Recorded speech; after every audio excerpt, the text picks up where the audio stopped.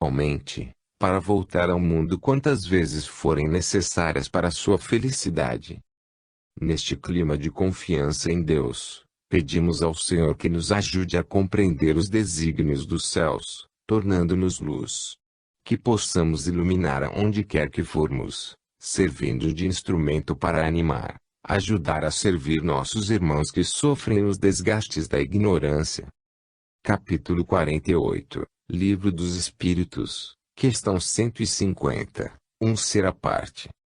É isso que os desencarnados desejam sempre afirmar para os que estão na Terra, presos em corpo de carne, que a alma conserva depois da morte a sua individualidade.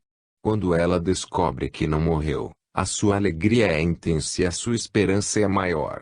Desperta em seu coração um desejo ardente de voltar ao convívio familiar, bem como com seus amigos, e dizer que ninguém morre, que a vida continua com amplitudes que os humanos, por vezes, desconhecem. Acontece, muitas vezes, o aparecimento do que partiu para seus entes queridos, ou, quando não consegue isso, alguns familiares que guardem fortes lembranças daquele que seguiu da espiritualidade.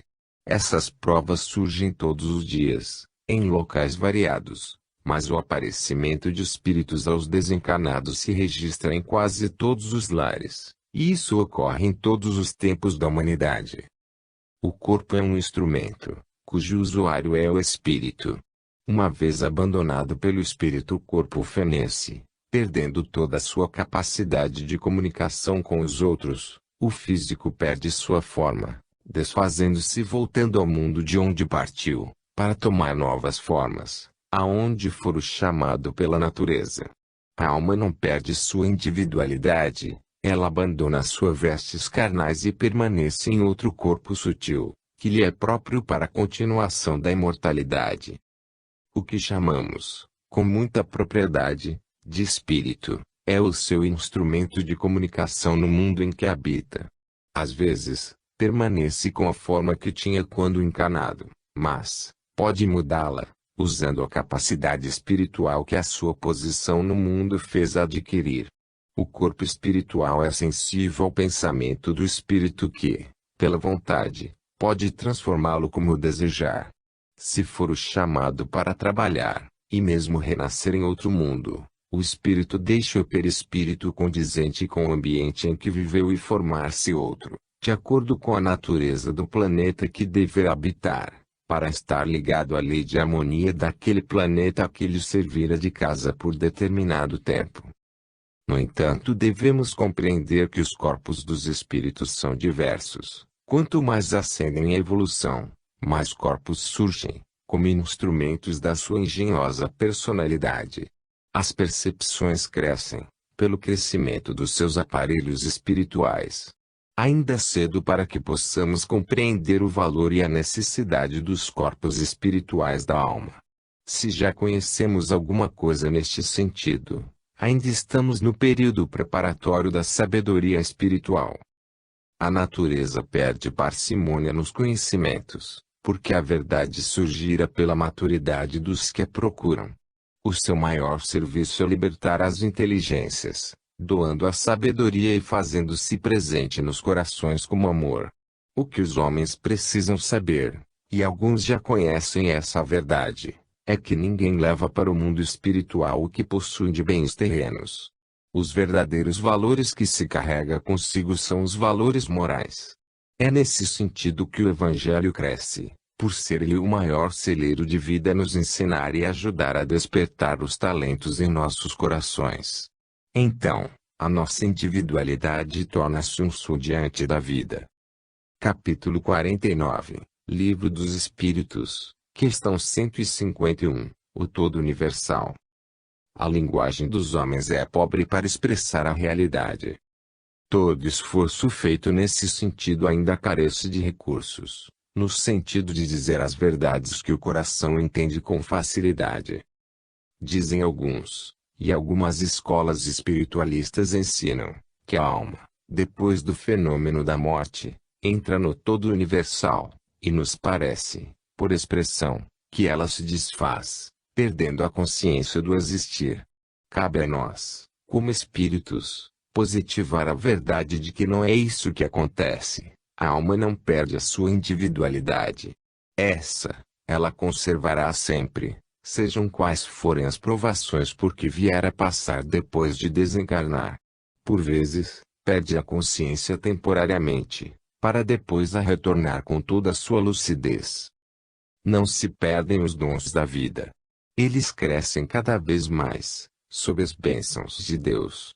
A doutrina dos Espíritos é o Consolador prometido pelo Mestre, como instrutor permanente das criaturas. Ele ressalta em todos os ângulos a mesma doutrina do Cristo, fazendo renascer todos os preceitos, para que possamos entender, na sua profundidade, o que falou aos homens da época e que os de agora devem escutar, por outros processos que não sejam com a sua presença objetiva. Ele usa os meios disponíveis ao seu generoso coração. Muitos dizem, convictos, ao pé da letra, o Cristo voltará, sem atinar como será essa volta. Ele já veio para muitos e continua a vir para os que estão maduros de sentimentos. O Senhor nos aparece pelos processos do amor espírito é imortal, e como comprovação desta verdade podemos analisar os escritos em todo o mundo, principalmente os que fundamentam as religiões.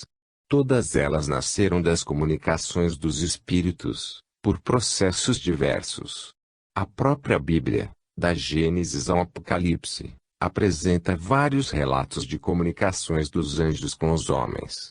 E essas comunicações continuam, por métodos diferentes, mas são os mesmos espíritos anunciando as mesmas coisas, que ninguém morre, que Deus é uma realidade, que nós devemos nos esforçar para viver em paz com a consciência.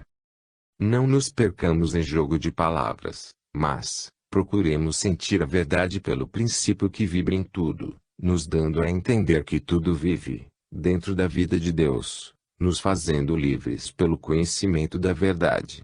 Jamais sairemos do todo universal, porém, a grandeza que sentimos é de ter consciência de nós mesmos, sentindo e fazendo o que a nossa liberdade nos inspira a fazer. Somos, pois, filhos de Deus, que dissemos e tornamos a subir para Ele, mas, sem perdermos a consciência, e expressando cada vez mais a nossa individualidade. Capítulo 50, Livro dos Espíritos, Questão 152, Provas irrecusáveis. As maiores provas da individualidade da alma são as comunicações dos espíritos que viveram na Terra, generalizadas em todo o mundo, desde o homem primitivo às altas civilizações do planeta. Não existe uma família sequer que não tenha um fenômeno a contar, sobre visão a dos sinais dos seus amigos ou familiares que já passaram para o outro lado da vida, que voltaram para comprovar que eles não morreram com o corpo. A reencarnação é outra prova de que a alma continua viva depois do túmulo. Depois, poderemos passar para a análise das coisas, das leis que nos regem e da inteligência suprema, que não iria preparar uma vida, qual seja a do homem, para breves momentos desta mesma vida, pois, se ele vive eternamente e se somos seus filhos, temos direito a essa vida eterna. As provas irrecusáveis e mais evidentes vibram dentro de cada criatura, segredando na sensibilidade de suas consciências que a vida continua em todas as direções. E essa é a maior alegria do espírito, em saber que o túmulo não é o fim.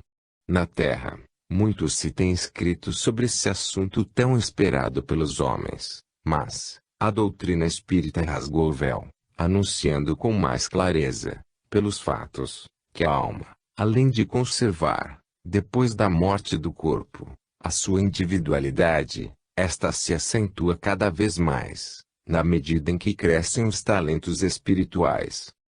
Compete a cada um trabalhar nessas descobertas de si mesmo, estudar e meditar sobre esse transcendental assunto, e não se esquecer de orar, pedindo a Deus para nos ajudar a crer nas verdades estabelecidas por Ele mesmo, o que tanto nos conforta e nos anima.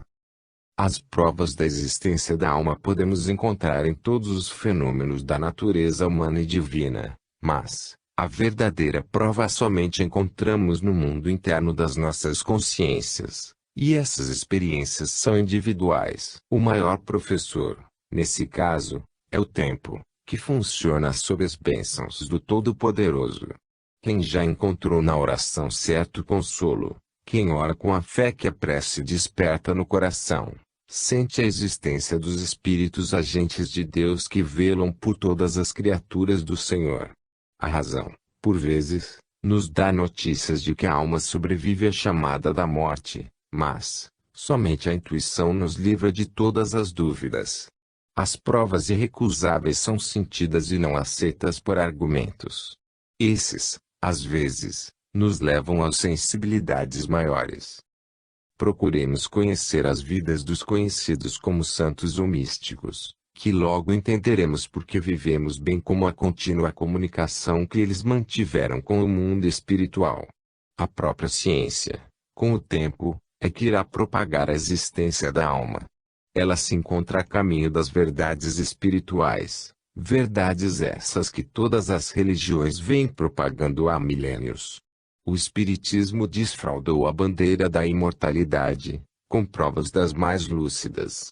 Ele vem ajudar as outras religiões a sustentar que a vida continua, com mais amplitude de consciência. Capítulo 51, Livro dos Espíritos, questão 153, Vida Eterna. Todos se alegram em saber que o Espírito tem vida eterna. E não poderia ser de outra maneira. Somente a forma do corpo é que tem vida transitória. Até os elementos que compõem o corpo têm vida eterna, porque nada se perde no universo. As formas materiais é que se transformam, para surgirem de novo em outra dimensão, no fulgor que Deus pode lhes dar.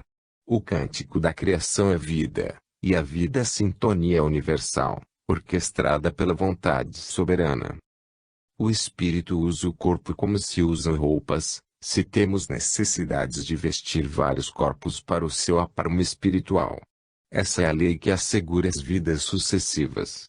Alguns pensam que a alma tem forma definitiva, quando nem mesmo o perispírito a tem, mas este torna a forma que é vontade determinar, desde que essa vontade saiba o que fazer das suas forças espirituais. Podemos comparar o espírito com a água e o ar. Toma a forma que encontra no recipiente que lhe prende a porção. Sendo a comparação fraca, dizemos que o espírito impõe a forma a que desejar ao seu corpo perispiritual e esse lhe obedece, qual o corcel ao cavaleiro. Podemos estudar a nós mesmos todos os dias, e isso é dever de todos os encarnados e desencarnados. No entanto, conhecer com mais profundidade a alma, depende de maturidade. Essa vem gradativamente, desamarrando os laços do saber, para que a consciência se ilumine e o coração abra as portas do entendimento. Todos os espíritos têm vida eterna, basta que possamos conquistar a felicidade eterna, que é aquele estágio de consciência imperturbável da alma. Estamos todos a caminho, formando filas intermináveis, cada um na sua posição, mas todos dotados de poderes para conquistar a felicidade, e o que nos motiva é a esperança.